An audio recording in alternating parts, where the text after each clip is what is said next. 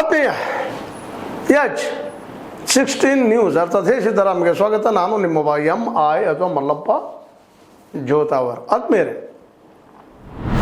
SIR ಯಾವುದು ನಿರೀಕ್ಷೆ ಇತ್ತು ಇಲ್ಲಿವರೆಗೆ, ಅದು ನಾಳೆಯಿಂದ ಎಂಟ್ರಿ.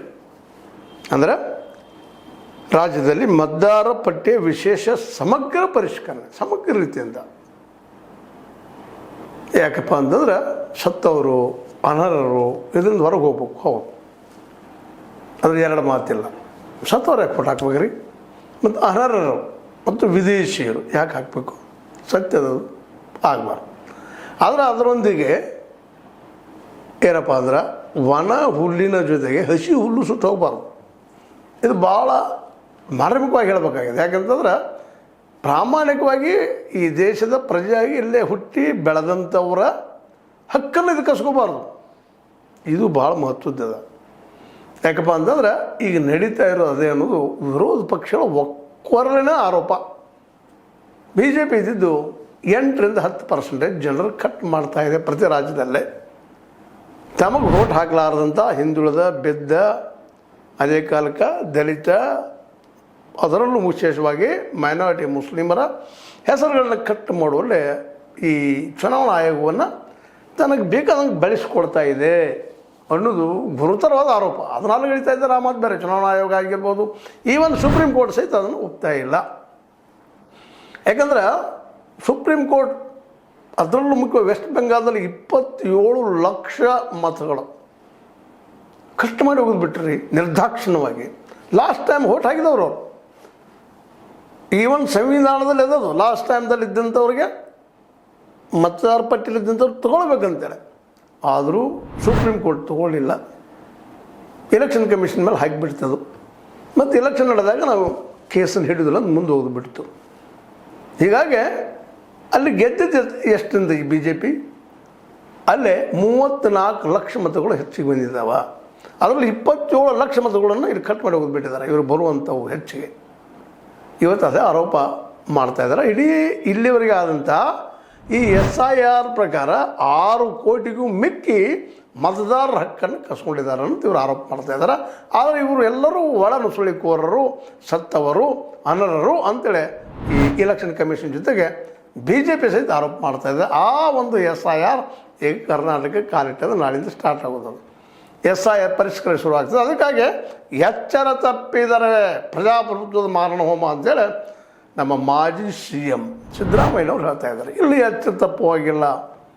ಪ್ರತಿಯೊಬ್ಬರು ಜಾಗೃತ ಆಗಬೇಕಾಗಿದೆ. ನಿಮ್ಮ ಮತದಾರ ಪಟ್ಟಿ ಅಥವಾ ನಿಮ್ಮ ಮತದಾರ ಕಾರ್ಡ, ಅದೇ ಕಾಲಕ್ಕೆ ಆಧಾರ್ ಕಾರ್ಡ್, ಇವು ಯಾವ ಆಧಾರ್ ಕಾರ್ಡ್ ಹಿಡಿದ್ರು ಅಂತ ಹೇಳ್ತಾರೆ, ಪಾಸ್ಪೋರ್ಟ್ ಹಿಡಿದ್ರು ಅಂತ ಹೇಳ್ತಾರೆ, ಲಾಸ್ಟ್ ಟೈಮ್ ಮತದಾರ ಪಟ್ಟಿ ಹಿಡಿದ್ರು ಅಂತ ಹೇಳ್ತಾರೆ. ಮತ್ತು ಏನು ಹಿಡಿತಾರಪ್ಪ ಇವರು? ಇಲ್ಲಿ ಎಲ್ಲರೂ ರೆಕಾರ್ಡ್ SLC ಕಲ್ತವ್ರು ಎಷ್ಟು ಜನ? SLC ರೆಕಾರ್ಡಲ್ಲಿದ್ದಂಥ LCಯಲ್ಲಿದ್ದಂಥ ಹೆಸರು ಅಥವಾ ಅದು ಏನಪ್ಪ ಅಂತ ಲೆಕ್ಕದ ಮೇಲೆ ನಾವು ತೊಗೊಳ್ತೀವಿ ಅಂತ ಹೇಳಿದರೆ ಅದು ಭಾಳ ಜನ ಕಲ್ತಿಲ್ಲ SLC ಹೊರಗೆ. ಸ್ವತಂತ್ರವಾದ ಮೀಡಿಯಾಗೆ ಬೇಕಾಗಿರುವುದು ಸ್ವತಂತ್ರ ಧ್ವನಿ. ಆ ಸ್ವತಂತ್ರ ಧ್ವನಿ ಉಳಿಸಲು ನೀವು ಮಾಡಬೇಕಾದದ್ದು ಇಷ್ಟೇ. ಅದೇನಪ್ಪಾ ಅಂತಂತಂದ್ರೆ ನಿಮ್ಮ ಕೈಲಾದಷ್ಟು ಸಹಾಯ ಈ ಚಾನಲ್ಗೆ ಮಾಡಿ ಹಾಗೂ ನಿಮ್ಮ ಧ್ವನಿಯನ್ನು ಕಾಪಾಡಿಕೊಳ್ಳಿ. ಯಾವುದು ನಡಿಬೇಕು ಅದು ಒಂದು ಅಕ್ಷರ, ಸಣ್ಣ ಅಕ್ಷರ ಚೇಂಜ್ ಇದ್ರೂ ಸಹ ಚೇಂಜ್ ಅಂತ ಕೆಲಸ ಮಾಡುವಂಥದ್ದು ನೋಡ್ತಾ ಇದ್ವಿ ನಾವು. ಈಗ ಆಗಿದ್ದು ವೆಸ್ಟ್ ಬೆಂಗಾಲ್ದಲ್ಲೇ, ಬಿಹಾರದಲ್ಲೇ, ಇನ್ನು ಉತ್ತರ ಪ್ರದೇಶದಲ್ಲೇ 2.5 ಕೋಟಿ ಮತದಾರ ಕಟ್ಟಾಗೋ ಸಾಧ್ಯತೆಗಳಿದ್ದಾವೆ ಅಂತೇಳಿ ಸುದ್ದಿಗಳು ಬರ್ತಾ ಇದ್ದಾವೆ. ಇನ್ನು ಕರ್ನಾಟಕದಲ್ಲಿ ಈಗಾಗಲೇ 90 ಲಕ್ಷ ಜನರ ಹೆಸರುಗಳು ಈ ಇರಲಿಕ್ಕಿಲ್ಲ, ಅವ್ರಿಗೆ ಕಿತ್ತಾಕೋ ಪ್ರಸಂಗ ಬರ್ಬೋದು ಅಂತ ಸುದ್ದಿಗಳು ಕೇಳಿ ಬರ್ತಾ ಇದ್ದಾವೆ. ಇಂಥ ಪ್ರಸಂಗದಲ್ಲೇ ಸಹಜ ವಿರೋಧ ಪಕ್ಷಗಳಿಗೆ ಆತಂಕ ಶುರುವಾಗ್ತದೆ. ಯಾಕಂದ್ರೆ ಕೈಯಲ್ಲಿ ಅಧಿಕಾರ ಇಲ್ಲ. ಮತ್ತು ನಮ್ಮ ಅಧಿಕಾರಶಾಹಿ ಜನನ ಇದನ್ನು ಎಲೆಕ್ಷನ್ ನಡೆಸ್ತಾರೆ. ಅಧಿಕಾರಶಾಹಿ ಜನ ವಿಶೇಷವಾಗಿ ಆಡಳಿತಾರೂಢ ಪಕ್ಷದ ಪರನೇ ಇರ್ತಾರೆ ಮ್ಯಾಕ್ಸಿಮಮ್ಮ. ಎಲ್ಲೋ ಕೆಲವರು ಪ್ರಾಮಾಣಿಕರು ಇರ್ಬೋದು. ಆ ಪ್ರಾಮಾಣಿಕರನ್ನ ಎಲೆಕ್ಷನ್ ಹಾಕೋದೇ ಇಲ್ಲ. ಅಂದರೆ ಇದು ಒಂದು ವ್ಯವಸ್ಥಿತವಾದಂತಹ ಮೋದಿ ಸರ್ಕಾರವನ್ನು ಅಥವಾ BJP ಸರ್ಕಾರನ ಉಳಿಸೋ ಕೆಲಸ ಮಾಡ್ತದೆ. ಯಾಕಂದರೆ ಎಲೆಕ್ಷನ್ ಕಮಿಷನರ್ ಇದ್ದಂಥವರು 2-1ರಿಂದ ಆಯ್ಕೆ ಆದಂಥವರು. ಹೀಗಾಗಿ ಸರ್ಕಾರ ಪರ ಅವರು ಕೆಲಸ ಮಾಡ್ತಾರೆ ಅನ್ನೋದು ವಿರೋಧ ಪಕ್ಷಗಳ ಅತ್ಯಂತ ಗಂಭೀರವಾದ ಆರೋಪ. ಆದರೂ ಸಿದ್ದರಾಮಯ್ಯನವರು ಸ್ಪಷ್ಟ ಹೇಳ್ತಾ ಇದ್ದಾರೆ, ಇಲ್ಲೇ ನಮಗೆ ಅವ್ರಿಗೆ ಎಷ್ಟು ಬರೋದಪ್ಪ, ಅವ್ರು ಹೆಚ್ಚು ಕಡಿಮೆ 35% ಜನ ಅವ್ರು ಓಟ್ ಹಾಕ್ತಾರೆ ಅಂತ ಇಟ್ಕೊಂಡ್ರು. ನಾವು ಇನ್ನೂ 65% ಜನ ಇದ್ದೀವಿ. ನಾವೆಲ್ಲ ಒಗ್ಗಟ್ಟಾದ್ರೆ ನಾವು ಗೆದ್ದೇ ಬರ್ತೀವಿ. ಆದರೂ ಒಗ್ಗಟ್ಟು ಆಗ್ತಾ ಇಲ್ಲ. ಅದರಲ್ಲಿ ಅನೇಕರ ಮತಗಳು ಇತ್ತೀಚೆಗೆ ಕಟ್ ಮಾಡ್ತಾ ಇದ್ದಾರೆ. ಅದರಲ್ಲೂ 8% ಮತಗಳು ಏರಾಪೇರಿ ಯಾವುದಪ್ಪ ಅಂತಂದ್ರೆ ಸಹಜವಾಗಿ ಗೆಲುವಿನ ಅವಕಾಶ ಹೆಚ್ಚಾಗ್ತಾವೆ ಅವ್ರಿಗೆ. ಒಂದ ಮತದಿಂದ ಗೆದ್ರೂ ಗೆದ್ದಂಗನ, 1 ಲಕ್ಷ ಮತಗಳಿಂದ ಗೆದ್ದರೂ ಗೆದ್ದಂಗನ, ಗೆಲುವು ಒಂದು. ಯಾಕಂದ್ರೆ ಅಂಥ ಒಂದು ಉದಾಹರಣೆ ಕೊಡ್ತಾ ಇದ್ದಾರೆ ನಮ್ಮ ಏನಪ್ಪ ಅಂತಂದ್ರೆ ಸಿದ್ದರಾಮಯ್ಯನವರು 2004ರಾಗ ವಿಧಾನಸಭೆ ಚುನಾವಣೆಯಲ್ಲಿ ಸಂತೆಮರಹಳ್ಳಿ ಕ್ಷೇತ್ರದಿಂದ AR ಕೃಷ್ಣಮೂರ್ತಿ ಅವರು ಒಂದು ಮತದಿಂದ ಸೋತರು ಅನ್ನುವಂಥ ರೆಫರೆನ್ಸ್ ಕೊಡ್ತಾ ಇದ್ದಾರೆ. ಅದಕ್ಕೆ ಸೋಲು ಗೆಲುವಿಗೆ 100,000 ಅಂತಿರ್ಬೇಕಂತೇನಿಲ್ಲ, ಒಂದಿದ್ರು ಬಗೆಹರಿಸ ಮಾಡ್ತಾರೆ ಅದನ್ನು.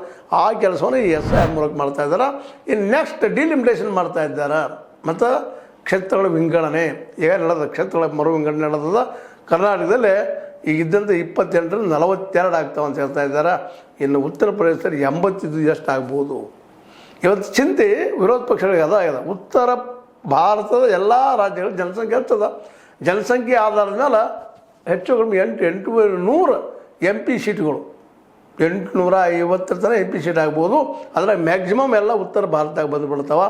ಹೀಗಾಗಿ ಉತ್ತರ ಭಾರತದಲ್ಲಿ ಈಗ ಇವರು ಏನಪ್ಪ ಅಂದ್ರೆ ಹಿಡಿತ ಜೋರದ BJPದು. ಅವ್ರು ನಿರಂತರವಾಗಿ ಅವರೇ PM CM ಅಲ್ಲಿ ಆಗ್ತಾ ಹೋಗ್ತಾರೆ ಅನ್ನೋದು ವಿರೋಧ ಪಕ್ಷಗಳ ಆತಂಕ. ಅದಕ್ಕಾಗಿ ವಿರೋಧ ಮಾಡ್ತಾ ಇದ್ದಾರೆ. ಆದರೆ ಅದಕ್ಕಾಗಿಯೇ ಇವತ್ತು ಇವರು ಪಕ್ಷ ಹೊಡಿತಾ ಇದ್ದಾರೆ. BJP ನಮ್ಮ ಮೋದಿಜಿಯವರು ಪಕ್ಷಗಳನ್ನೆಲ್ಲ ನೋಡಿ ಎಷ್ಟು ಪಕ್ಷ ಹೊಡೆದ್ರು. ನಮ್ಮ ಮುಂದೆ ನಡೆದಂಥವ್ರು TMC ಹೊಡೆದ್ರು. ಅದೇ ಪ್ರಬಲವಾದಂಥ ಒಂದು ಕಾಲಕ್ಕೆ ಅವ್ರ ಮಿತ್ರರಾದಂಥ ನಿಮಗೆ ಗೊತ್ತದ ಈ ನಮ್ಮ ಶಿವಸೇನೆಯನ್ನು ಹೊಡೆದ್ರು. ಅದೇ ಕಾಲಕ್ಕೆ ಮತ್ತು ನಮ್ಮ ಉದ್ಧವ್ ಠಾಕ್ರೆ ಸೇನೆಯನ್ನು ಹೊಡೆದ ಸಿಂಧೆ ಗುಂಪಿಗೆ ಸೇರಿಸಿದ್ರು. ಮುಂದೆ ಶರದ್ ಪವಾರ್ ಪಕ್ಷನ ಹೊಡಿತಾ ಇದ್ದಾರೆ. ಈಗ ಹೊಡೆದು ಹಾಕಿದ್ದಾರೆ ಅದನ್ನು.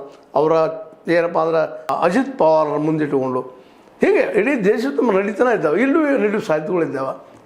ಆದರೆ ಇಲ್ಲಿ ಒಂದು ಏನು ಸಮಾಧಾನ ಮಾಡ್ಕೊಳ್ಳೋಂಥದ್ದು ಏನಪ್ಪ ಅಂದರೆ ಕಾಂಗ್ರೆಸ್ಸಿನ ಇದೇ ಸಿದ್ದರಾಮಯ್ಯನವರು ಸರಳವಾಗಿ ತಮ್ಮ ಅಧಿಕಾರನ ಬಿಟ್ಟು ಕೊಟ್ಟ ಒಂದು ಕದ್ದಲಾಗುವಂಥ ಸಾಧ್ಯತೆಗಳೆಲ್ಲ ಇದ್ದು. ಯಾಕಪ್ಪ ಅಂತಂದ್ರೆ ಸಿದ್ದರಾಮಯ್ಯ ಕೊಡದ ಹೋದರೆ ಪಕ್ಷ ಹೊಡೆದಾದ್ರೂ ಹೋಗ್ಬೇಕು ಅನ್ನೋಂಥ ಚಿಂತನೆ ಅವ್ರ ವಿರೋಧಿಗಳಲ್ಲಿತ್ತು.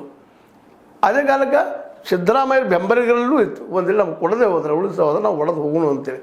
ಆದರೆ ಸಿದ್ದರಾಮಯ್ಯರ ಒಂದು ತ್ಯಾಗದಿಂದಾಗಿ ಕರ್ನಾಟಕದಲ್ಲಿ ಕಾಂಗ್ರೆಸ್ ಇನ್ನೂ ಜೀವಂತದ ಬೆಳೀತಾ ಇದೆ ಅನ್ನೋದು ಎಲ್ಲರೂ ಒಪ್ಪಬೇಕಂತ ಮಾತಾಗ್ಯದ. ಹೀಗಾಗಿ ಅದೇ ಸಿದ್ದರಾಮಯ್ಯ ಇವತ್ತು ಹೇಳ್ತಾ ಇದ್ದಾರೆ ನಮ್ಮಲ್ಲಿ ಪ್ರಜಾಪ್ರಭುತ್ವ ಉಳಿಬೇಕಾಗಿತ್ತಪ್ಪ ಅಂದ್ರೆ SIR ಆಗಲೇಬೇಕು, ಇಲ್ಲಂತಲ್ಲ. ಆದರೆ ಅದು ಜೆನ್ಯೂನ್ ಆಗಬೇಕು. ಅಯೋಗ್ಯರ ಅನ್ನ ಕಿತ್ತಾಗಿ ತೆಗೆದು ಹಾಕಲಿ, ಇಲ್ಲಂತಲ್ಲ. ಆದರೆ ಯೋಗ್ಯ ಮತದಾರ ಕಟ್ ಮಾಡಬಾರ್ದು. ಬಿದ್ದವರ, ಕೆಳಜಾತಿ ಜನರ, SC STಗಳ, ಅದೇ ಕಾಲ ದಲಿತರ ಜೊತೆಗೆ ನಮ್ಮ ಹಿಂದುಳಿದವರ, ಅಹಿಂದರ ಮತಗಳ ಕಟ್ ಆಗೋದಿಲ್ಲ. ಅವರ 7% ಹೋಗಿಬಿಟ್ರಪ್ಪ ಅಂತಂದ್ರೆ ಸಹಜ ಗೆಲುವು ಆಗಿಬಿಡ್ತದೆ. ಹೇಳ್ತಿಲ್ಲ, ಒಂದು ಓಟ್ಲೆ ಗೆದ್ದರೆ ಗೆದ್ದಂಗೆ, ಲಕ್ಷ ಓಟ್ಲೆ ಗೆದ್ದಂಗೆ ಮುಗಿದೋದು. ಅಷ್ಟಾಸಾಗಿ ನಮ್ಗೆ ಆಡಳಿತ ನಡೆಸೋಕೆ ಅನುಕೂಲ ಆಗ್ತದೆ ಅನ್ನೋದು ಇಲ್ಲಿವರೆಗೆ ಪಾಲಿಸಿಯನ್ನು ಲಾಟ್ ಮಾಡ್ಕೊಂಡ್ಬಂದ BJPಯ ಒಂದು ಸ್ಪಷ್ಟವಾದಂಥ ಒಂದು ಯೋಜನೆ. ಆ ಯೋಜನೆ ಬಗ್ಗೆ ಇವತ್ತು ಜನರ ಮುಂದೆ ಹೇಳ್ತಾ ಇದ್ದಾರೆ. ಅದಕ್ಕೆ ಎಚ್ಚರದಿಂದ ಮನೆಗೆ ಬರ್ತಾರೆ. ಅವ್ರಿಗೆ ನಿಮ್ಮ ಏನು ದಾಖಲೆಗಳೇನಿದ್ದಾವೆ ನಿಮಗೆ ಒದಗಿಸಿ ನಿಮ್ಮ ಹೆಸರು ಪಕ್ಕಾ ಮಾಡಿರಿ.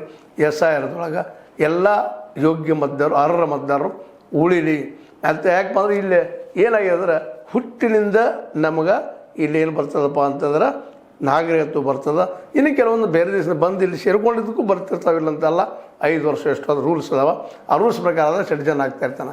ಆದರೆ ಇಲ್ಲಿ ಏನಾಯ್ತಪ್ಪ ಅಂದ್ರೆ ಹೆಸರು ಚೇಂಜ್ ಆದರೂ ಸಹಿತ ಇವರು ಒಳ ನುಸುಳುಕೋರರು ಅಂಥೇಳಿ ಆರೋಪ ಮಾಡುವಂಥ ಕೆಲಸ ಮಾಡಿ ಭಾಳಷ್ಟು ಮತಗಳನ್ನು ಕಟ್ ಮಾಡಿ ಹೋಗಿಬಿಟ್ಟಿದ್ದಾರೆ ಇಲ್ಲೇ ಆ ದಿಶೆಯಲ್ಲಿ.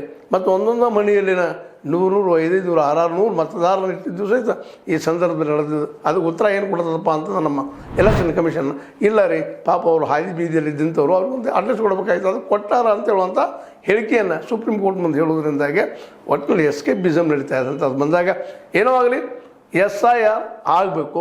ಆದರೆ ಅರ್ಹ ಮತದಾರರು ಖತಮ್ ಆಗಬಾರ್ದು ಅನ್ನೋದು ವಿರೋಧ ಪಕ್ಷಗಳ ಒಂದು ಅಪೇಕ್ಷೆ.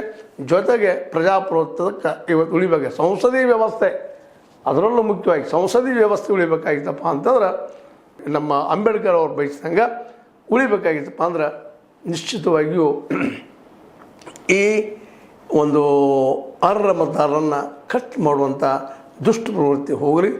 ಯೋಗ್ಯರಿದ್ದವ್ರು ಕಟ್ಟಾಗಲಿ, ಬೇಡ ಅಂತಲ್ಲ. ಆದರೆ ಒಂದೇ ಏನಪ್ಪ ಅಂದರೆ ಇಲ್ಲಿ ಪ್ರಾಬ್ಲಮ್ ಇಡಿಸುವಂಥದ್ದು ಎಲೆಕ್ಷನ್ ಕಮಿಷನ್ನ ಒಂದು ಅಕ್ಷರ ಬದಲಾದರೂ ಸಹಿತ ಕಿತ್ತು ಹಾಕುವಂಥದ್ದು ಹಿಂದೆ ಆಗ್ಯದ. ಜೊತೆಗೆ ಒಂದು ವೇಳೆ ಮತದಾರ ಪಟ್ಟಿ ಹಿಂದಿನ ಮತದಾರ ಪಟ್ಟಿಯಲ್ಲಿದ್ದವರು ಸಹಿತ ಕೆಲವೊಮ್ಮೆ ಕ್ಯಾನ್ಸಲ್ ಮಾಡಿದ್ದು ನಾವು ನೋಡಿದ್ವಿ. ಇದೇ ಹೇಳಿದ್ನಲ್ಲ ನಿಮಗೆ ಜಸ್ಟ್ ವೆಸ್ಟ್ ಬೆಂಗಾಲದಲ್ಲಿ 27 ಲಕ್ಷ ಮತದಾರರನ್ನು ಅವರ ವೋಟಿಂಗ್ ಕಾರ್ಡ್ ಇದ್ದು ಡಿಲೀಟ್ ಆಗಿದ್ದಾರೆ. ಅನ್ನೋದು ನೆನಪಿಸ್ಕೊಂಡಾಗ ಏನಾಗ್ಬೋದು ಅನ್ಕೋತಾರೆ ಎಲ್ಲರೂ ಹೇಳೋದು ಆ ದಿಶೆಯಲ್ಲಿ ಸಿದ್ದರಾಮಯ್ಯ ಹೇಳಿದಂಗೆ ಪ್ರತಿಯೊಬ್ಬರು ಮತದಾರರು ಆಯಿತು, ಪ್ರತಿ ವಿರೋಧ ಪಕ್ಷಗಳಾಯಿತು ಎಚ್ಚರಿಕೆಯಿಂದ ಈ SIR ಅನ್ನು ನಡೆಸಬೇಕಾಗ್ಯದ. ಇಲ್ಲಪ್ಪ ಅಂತಂದ್ರೆ ಇಲ್ಲೂ ಸಹಿತ ಮುಂದಿನ ದಿನದಲ್ಲಿ ಸಹಜದ ಒಂದು 6-7% ಹೆಚ್ಚು ಕಡಿಮೆ ಆಯ್ತಂದ್ರೆ BJPಗೆ ಅವಕಾಶಗಳು ಹೆಚ್ಚಾಗುವ ಸಾಧ್ಯತೆಗಳು ಇದ್ದಾವೆ ಅನ್ನೋದು ಅಷ್ಟ ಸತ್ಯದ. ಜೊತೆಗೆ ಡಿಲಿಮಿಟೇಷನ್ ಅಂತೂ ಪಾಸ್ ಆದ್ರೆ, ಕ್ಷೇತ್ರ ಮರು ವಿಂಗಡಣೆ ಪಾಸ್ ಆದ್ರೆ ನಿಶ್ಚಿತವಾಗಿಯೂ BJP ಅತ್ಯಂತ ಹಾಲು ಕೊಡೋದು ಸಂತೋಷ ಪಡ್ತದೆ ಅನ್ನೋದು ಎರಡು ಮಾತಿಲ್ಲ ಅನ್ನೋ ಮಾತನ್ನು ಹೇಳ್ತಾ, ಏನೂ ಇರಲಿ SIR ಆಗಲಿ ಪ್ರಾಮಾಣಿಕವಾಗಲಿ ಅನ್ನೋಂಥ ಮತ್ತೆ ಹೇಳ್ತು. ಇದು ನಿಮಗೆ ಲೈಕ್ ಆಗಿರ್ಬೋದು, ಲೈಕ್ ಮಾಡಿ ಶೇರ್ ಮಾಡಿ ಕಾಮೆಂಟ್ ಮಾಡಿ. ಜೊತೆಗೆ ಸಬ್ಸ್ಕ್ರೈಬ್ ತಿಳಿಸ್ಕೊಳ್ಳಿ. S16 ನ್ಯೂಸ್ ಅರ್ಥಾತ್ ಸಿದ್ದರಾಮಯ್ಯ ಸತ್ಯದ ಕೈಗಳಲ್ಲಿ ವಂದನೆಗಳು. ಆತ್ಮೀಯ ಸಾರ್ವಜನಿಕರಲ್ಲಿ H16 ಅರ್ಥಾತ್ ಸೀತಾರಾಮದಿಂದ ಒಂದು ಮನವಿ. ಈ ಸಂಸ್ಥೆ ಭ್ರಷ್ಟಾಚಾರ, ಅನ್ಯಾಯ, ಅತ್ಯಾಚಾರಗಳಿಂದ ನೊಂದವರ ವೇದಿಕೆ. ಅನ್ಯಾಯಕೋರರ, ಭೂಗಳ್ಳರ, ನಶಾ ಸಾರಾಯಿ ಮಾಫಿಯಾಗಳ ವಿರುದ್ಧದ ಧ್ವನಿ. ರೈತರ, ಕೂಲಿಕಾರ, ಕಾರ್ಮಿಕರ, ಬಿದ್ದ ಸಮುದಾಯ ಜನರ ಧ್ವನಿ. ಬೆಂಬಲವಾಗಿ ನಿಂತು ತನುಮನ ಧನದ ಸಹಾಯಕ್ಕೆ ಸಾರ್ವಜನಿಕರಲ್ಲಿ ಕೋರಿಕೆ. ದಾನದ ಸಹಾಯ ನೀಡಿ ಸ್ವಾತಂತ್ರ್ಯ ಪತ್ರಿಕೋದ್ಯಮ ಉಳಿಸಿ ಬೆಳೆಸಿ. ವಂದನೆಗಳು. ತಮ್ಮನ್ನೇ ನಂಬಿರುವ ಮಲ್ಲಪ್ಪ ಇ ಜೋತಾವರ್. ಈ ಕೆಳಗಿನ QR ಸ್ಕ್ಯಾನ್ ಮಾಡಿ ಅಥವಾ ಈ ನಂಬರ್ ಅಂದರೆ 7411402405ಗೆ ಇಲ್ಲ 9686864852ಗೆ ನೀವು ಫೋನ್ಪೇ ಮಾಡಿ, ಪೇಟಿಎಮ್ ಮಾಡಿ ಅಥವಾ ಇನ್ನಾವುದೇ ಮಾಧ್ಯಮದಿಂದ ಗೂಗಲ್ ಮೂಲಕ ಸಹಾಯ ಮಾಡಿ ಈ ಪ್ರಾಮಾಣಿಕ ಪತ್ರಿಕೋದ್ಯಮವನ್ನು ಉಳಿಸಿ ಅಂತ ಮತ್ತೊಮ್ಮೆ ಮನವಿ. ವಂದನೆಗಳು.